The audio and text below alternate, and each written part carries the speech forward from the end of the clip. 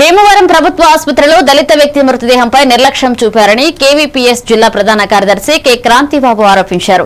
అత్తిలి మండలం వరిగేడు గ్రామానికి చెందిన కన్నిపాముల రాంబాబు అకస్మాత్తుగా మృతి చెందగా మృతదేహాన్ని ఫ్రిజర్లో ఉంచకుండా బయట పెట్టారని తెలిపారు.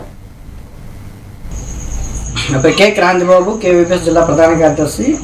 పశ్చిమ గోదావరి జిల్లా కేంద్రమైనటువంటి భీమవరం పట్టణంలో ఈ రోజు సాయంత్రం 4 గంటలకి ఒక దళిత వ్యక్తి చనిపోతే ప్రభుత్వ ఆసుపత్రికి తీసుకెళ్తే చనిపోయాడని చెప్పి నిర్ధారించినటువంటి వైద్యులు ఆ బాడీ పోస్ట్ మార్టం నిమిత్తం మేము ప్రభుత్వ ఆసుపత్రిలో ఉండస్తామని చెప్పేసి వాళ్ళు చెప్పడం జరిగింది.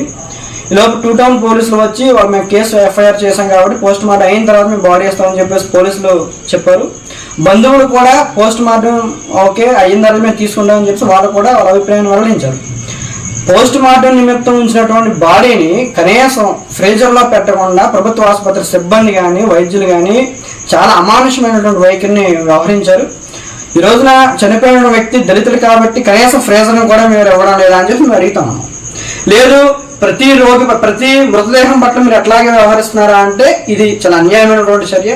ఈ రోజున ప్రభుత్వ ఆసుపత్రి అందులో ఇదే మార్చురీ గదుల్లో పోస్ట్ మార్టం కోసం ఉంచినటువంటి మృతదేహాలు ఎలకలు కూడా తినేసిన ఘటనలు కూడా కనిపించే తక్షణం ఏ ప్రభుత్వ ఆసుపత్రి సిబ్బంది పైన అధికారులపైన జిల్లా కలెక్టర్ గారు చర్యలు తీసుకోవాలి.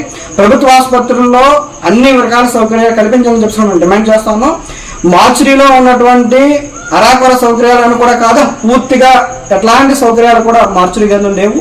ఇక ప్రభుత్వ ఆసుపత్రుల్లో కూడా అరాకొర సదుపాయాలతోనే ఈ రోజున అధికారుల నిర్లక్ష్యం ఇందులో కొట్టొచ్చినట్టు కనిపిస్తుంది.